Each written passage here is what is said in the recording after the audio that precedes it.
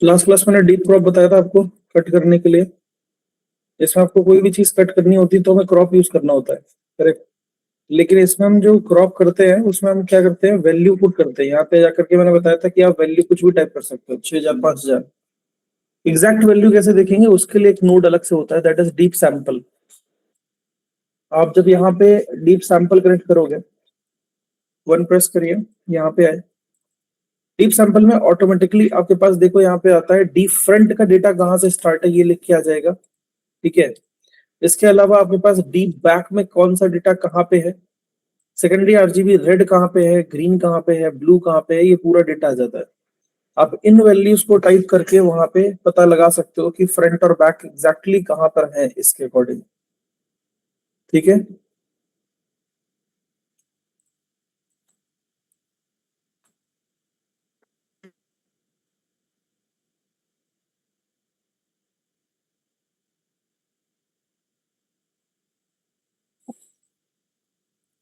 अभी जो इसमें फ्रंट पार्ट है वो आपका यहां से स्टार्ट है डेटा, करेक्ट। और ये आपके पास एंड यहां तक आया है, तो ये उन्हीं की वैल्यूज है, deep front end deep back, ठीक है। अभी इसमें हम सिंपल यहाँ पे सैंपल वाला जो वैल्यू है वो हम क्रॉप में डालते हैं। इसको at a time two nodes visible किए, सैंपल में गए एंड देन क्रॉप में।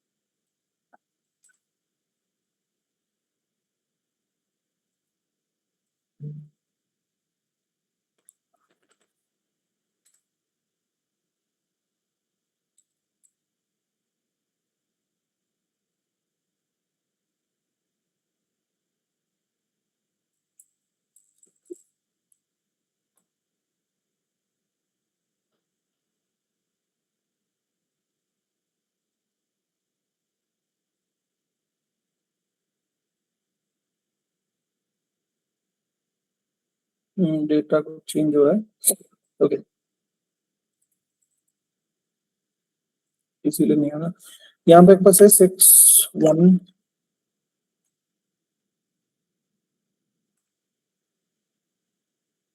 5683 नेक्स्ट 6190, ठीक है।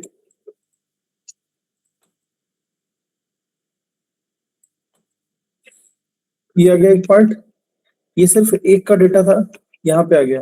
अब आप जैसे जैसे इसके आगे रखोगे, इसके आगे वैल्यूज मूव करोगे, ये दूसरे डेटा पे शिफ्ट होगा। क्लियर है? तो सैम्पलिंग एरिया आपको फाइंड आउट करने की जरूरत नहीं है, एक ऑब्जेक्ट का तो निकल के आ जाएगा। जैसे आपको सिर्फ इसका डेटा रखना है, मुझे सिर्फ यही क्रॉप करना है, तो उस केस में ये डेटा आ गया। ठीक है, नियर और फार का। इसके बाद जो आपको रखना होगा वो आप आगे मूव करोगे। फॉर एग्जाम्पल मैं 6000 से ले सकता हूँ और इसको,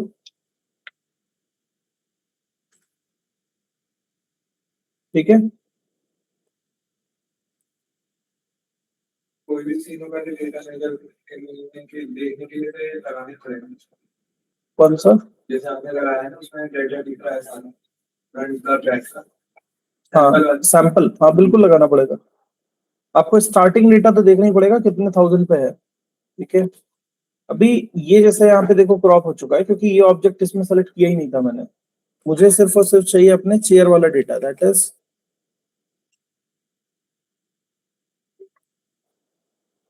ये वाला। मुझे ये आगे का पोर्शन कुछ नहीं चाहिए। करेक्ट? तो हमने यहाँ पे सिर्फ इतना पोर्शन क्रैक कर दिया। ठीक है, यहाँ पे क्रॉप किया और सिंपल क्रॉप हो गया। अभी यहाँ पे जो डेटा में एक और चीज आ रही है, दैट इज कि वो डायगनली वर्क कर रहा है। अगर आप देखो यहाँ पे,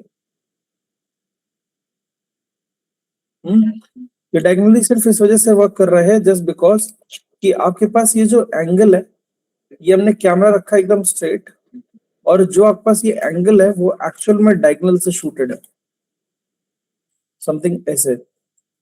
अगर आप रियल इमेज देखोगे तो वो रखा ही साइड से।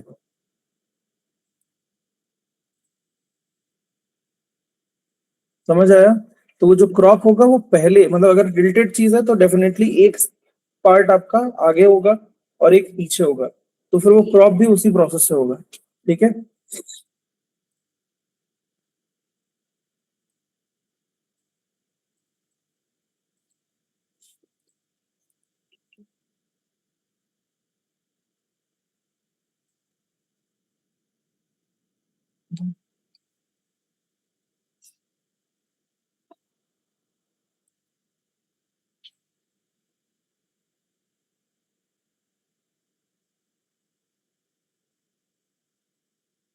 देखो इसमें फोरग्राउंड का पार्ट पूरा डिलीटेड है।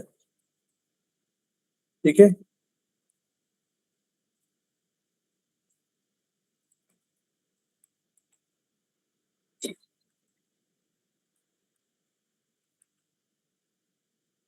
डीप थिकनेस सिर्फ और सिर्फ डेप्थ बढ़ाने के लिए होता है, 3D एंड डेप्थ। ठीक है, डीप टू डेप्थ, एक डेप्थ ऐड करने के लिए ये डीप टू इमेज, इमेज में कन्वर्ट किया इसने। इसके बाद आपका डेप्थ चैनल ऐड किया और डीप टू डेप्थ, जिससे डेप्थ चैनल आपके पास यहाँ पे क्रिएट हो जाए।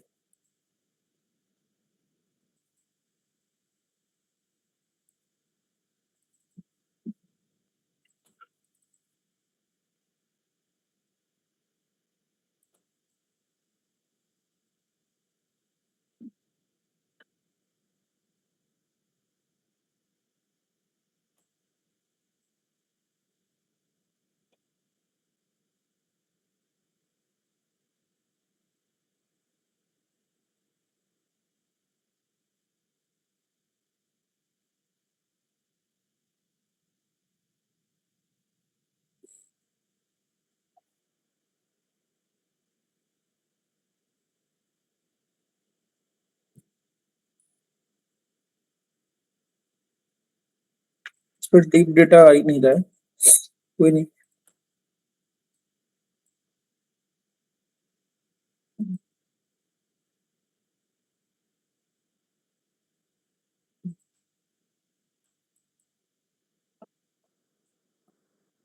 इसीलिए नहीं आ रहा है डीप डेटा, क्योंकि फ्लैट है इसमें एकदम। आपका इसमें कोई डेप्थ वगैरह इसमें रीड नहीं हो रही है। और इसका रीजन बता देता हूँ, आपके पास ऐसा हो इसलिए रहा है जस्ट बिकॉज कि जो डीप डेटा का आपका कैमरा है, वो हमारा वो कैमरा है ही नहीं। हमने डिफॉल्ट कैमरा नहीं यूज किया है, तो उसमें सेम एंगल नहीं मिला। ठीक है, जब भी आप डीप टू पॉइंट्स करते हो, देखना डीप पॉइंट आएगा।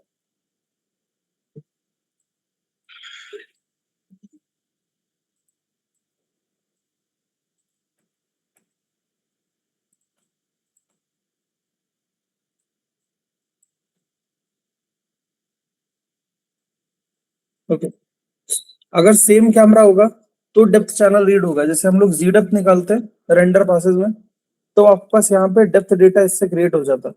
वही सेम चीज क्रिएट करने के लिए आपके पास ये नोट्स होते हैं। ये नोट आपको अलग से लगाने की जरूरत नहीं है। अगर आपके पास कैमरा सही है तो कुछ नहीं, बस यहाँ पे जाना, डीप डीप टू डेप्थ, ये सीधे डेप्थ चैनल आपका जनरेट कर देगा। ठीक है,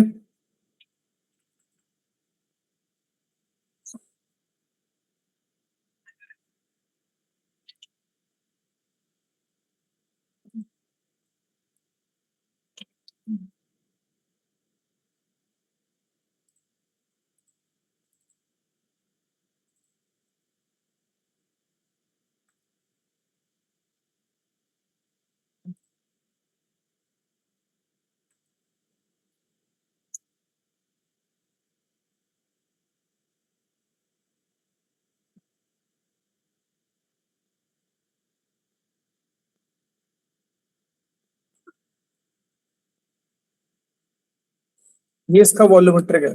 ये वॉल्यूमेट्रिक पास होता है जो आपका अलग से इसमें वॉल्यूम डेटा दिया है। देखो ये वॉल्यूम फोल्डर में अलग से था। ठीक है, ये हम लोग न्यूक में भी क्रिएट कर सकते हैं वॉल्यूमेट्रिक, मैंने आपको एक बार बताया भी था, याद है किसी को? वॉल्यूमेट्रिक फॉग कैसे क्रिएट करते हैं न्यूक में? अच्छा,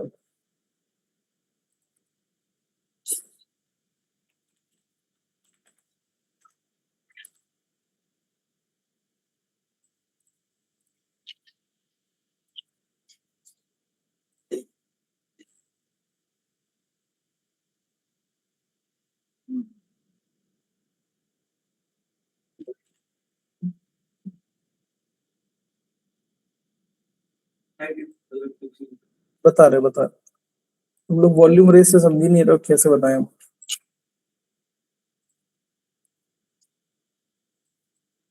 ये सिंपल व्हाइट पॉइंट दिख रहा है, अभी ऐसा ही है।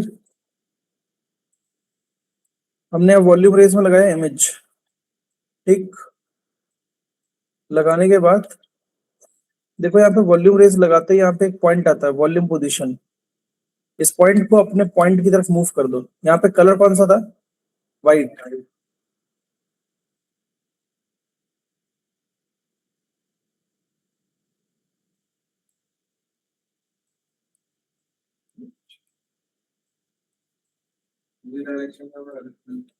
किसी भी डायरेक्शन में आप लाइट क्रिएट कर सकते हो इससे। ये वॉल्यूम रेज है, वॉल्यूमेट्रिक। गॉड रेज सुनी है? गॉड रेज तो सुनी होगी। क्या हो गया, तुम लोग इतना ब्लैंक क्यों बैठे हो भाई? फाइनल ईयर में हो भाई साहब।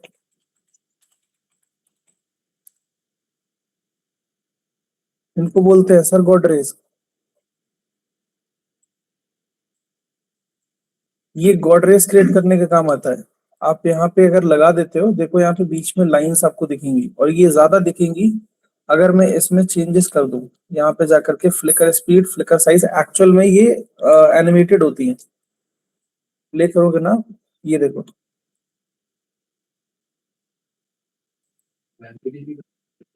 क्या चीज, स्पीड वगैरह कर सकते हो, ये रही। की फ्रेम लगा सकते हो, फ्लिकर साइज कितना होगा वो चेंज कर सकते हो।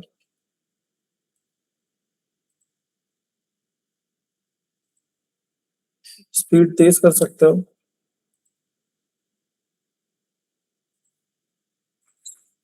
ठीक है, आप ब्लर कर सकते हो उसको और सॉफ्ट कर सकते हो, जैसे ये शार्प है।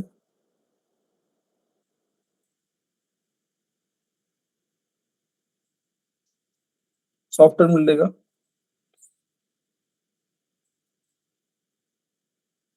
ठीक है, सॉफ्ट होगा तो वो जो फ्लिकरिंग है वो कम दिखेगी आपको, क्योंकि वो ब्लेंड कर देता है फिर।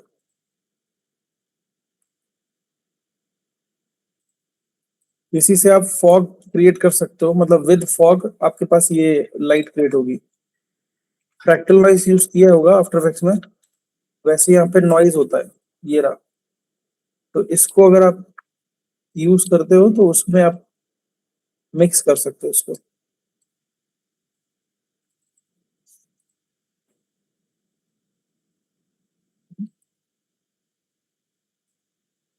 ये चीज, अब आप जैसे भी चाहो वैसे आप वॉल्यूम रेस को मूव करा सकते हो। ये फॉग के साथ आएगा और फॉग के साथ में हम इसको ब्लर कर सकते हैं। हम्म, हल्का सा ब्लर, रे लेंथ बढ़ा सकते हो, अनप्लेड।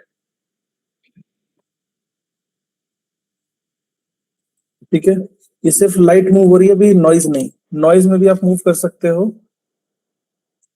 यहाँ पे जाकर के जी।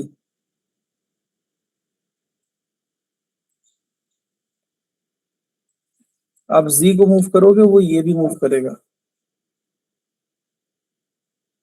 क्लियर है? जैसे फॉर एग्जांपल आपने स्टार्टिंग में यहाँ पे क्लिक किया, सेट की,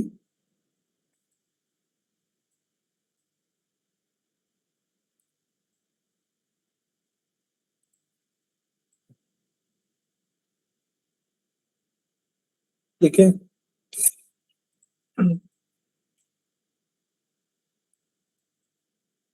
तो आप ये सब क्रिएट कर सकते हो जो भी आप चाहो।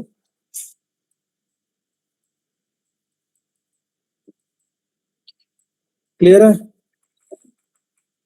वही सेम चीज आपकी पासेस में निकाली जाती है, जस्ट बिकॉज क्योंकि फॉग वाला जो पार्ट होता है वो आपका रेंडर करना बहुत टिपिकल होता है, मतलब वो रेंडर टाइम जस्ट डबल लेता है।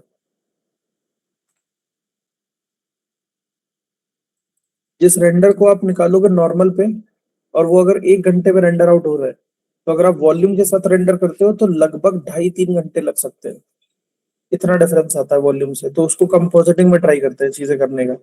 और अगर आपने ऐसा रेंडर निकाल रखा है जो कि इसमें है, तो फिर आप उसको कंपोज करोगे फिर डेप्थ के अकॉर्डिंग। इसमें डेप्थ भी होगी, फॉग भी होगा, सब कुछ।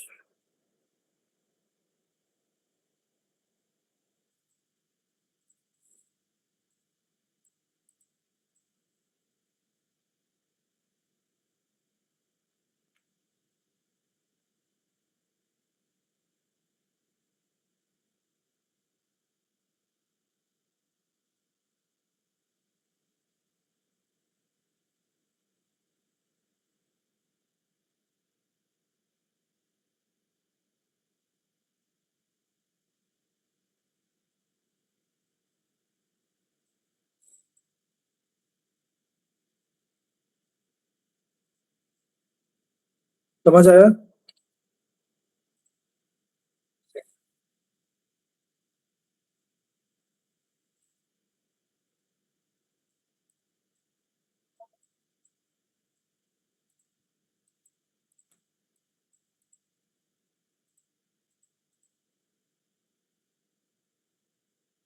ये जितनी भी लाइट आपको दिख रही है, ये सारी लाइट आप उससे क्रिएट कर सकते हो। अगर वॉल्यूम पास नहीं होता है तो आप ये सारी लाइटें क्रिएट कर सकते हो उसके थ्रू। सिर्फ अपना शेप वैसा बनाओ, वॉल्यूम रेज लगा करके नोड हो जाएगा। ठीक है, ये देखो यहाँ पे नहीं है।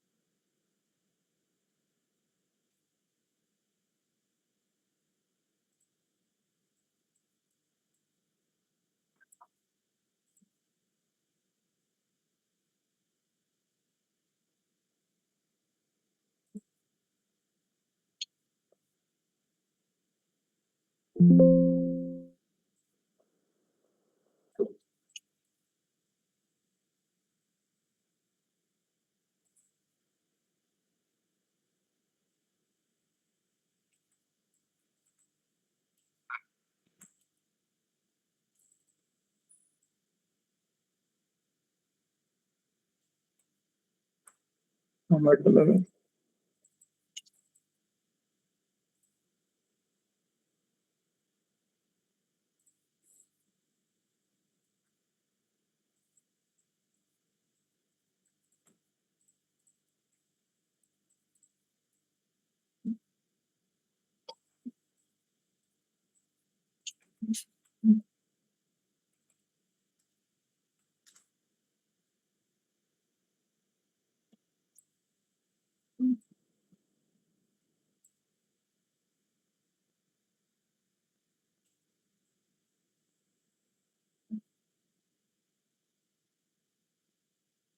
परफेक्ट।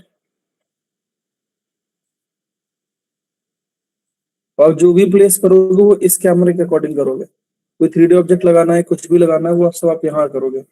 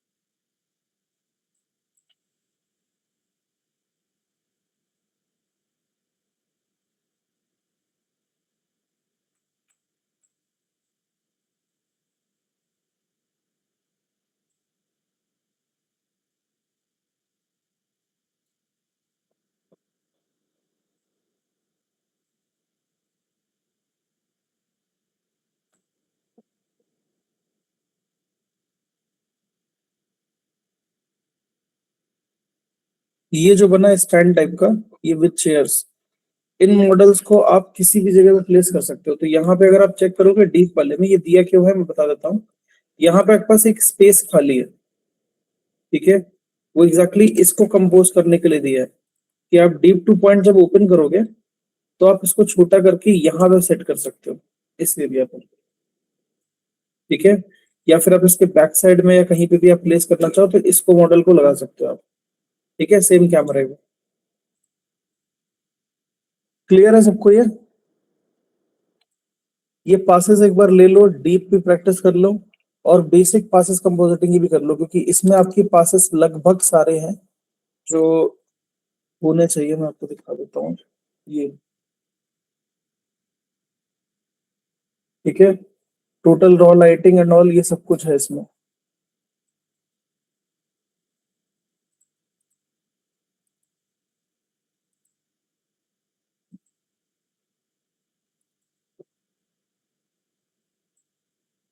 ठीक है, इसके अंदर आपका वो भी फॉर्मुलेस काम आ जाएंगे, आपको इसमें री रेंडर करने की जरूरत नहीं है, क्योंकि इसके अंदर आपका वो फॉर्मुलेस है जो मैंने आपको बताया था, मैथमेटिकली हमें एक्सट्रैक्ट करने पड़ेंगे उन्हें। याद है आपको, एक मैंने आपको पासेस मैथ बताया था, ये वाला raw plus lighting and all वाला, जिसमें आपका स्पेकुलर का भी रॉ लाइट था, रॉ स्पेकुलर अलग था, तो उससे हम स्पेकुलर मल्टीप्लाई कर रहे थे। ये वाले पासेस भी इसके अंदर एक्चुअल में है। ये देखो, डिफ्यूज लाइटिंग रॉ, ये रिफ्लेक्शन रॉ। सिमिलरली स्पेकुलर के अंदर भी आपका होगा टोटल ट्रांस, तो स्पेकुलर लाइटिंग है, स्पेकुलर रॉ आप निकाल लोगे। अगर टोटल लाइटिंग दिया है दैट मींस आप उसको माइनस करके निकाल सकते हो। ठीक है, ये डिफ्यूज विद लाइट है और ये सिर्फ डिफ्यूज फिल्टर विदाउट लाइट। ये बिल्कुल एल्बिडो की तरह है जिसमें कोई डिटेल्स नहीं है लाइटिंग की। ठीक है, आपको प्लेन वाले में याद होगा जब हम डिफ्यूज देख रहे थे तो उसमें लाइट के साथ था, वो डिफ्यूज था और ये डिफ्यूज फिल्टर है। फिल्टर और डिफ्यूज में ये डिफरेंस है। जो डिफ्यूज होता है नॉर्मली वो ऐसा आता है, टेक्सचर विद लाइट। ठीक है, तो आप इसमें अगर वो कैलकुलेशन करोगे जैसे यहाँ पे ये वाला, तो आपके पास रॉ लाइट है, टोटल रॉ लाइटिंग का पास है ऑलरेडी, डिफ्यूज का है, एल्बिडो आपका निकल आएगा। ठीक है, सिमिलरली आप अगर यहाँ डायरेक्ट इनडायरेक्ट के थ्रू रॉ लाइटिंग निकालना चाह रहे हो तो रॉ लाइटिंग ऑलरेडी दिया है, total indirect and raw direct आपका ये दोनों पासेस निकाल देगा वो। क्लियर है, तो कंपोजिटिंग आप इससे कर सकते हो, इवन इसमें क्रिप्टो भी दिया हुआ है।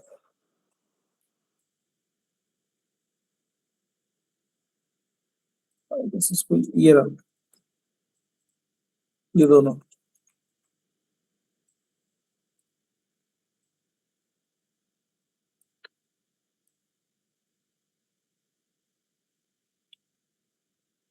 अच्छा, डिफ्यूज लाइटिंग सेट है यहाँ पे। ठीक है,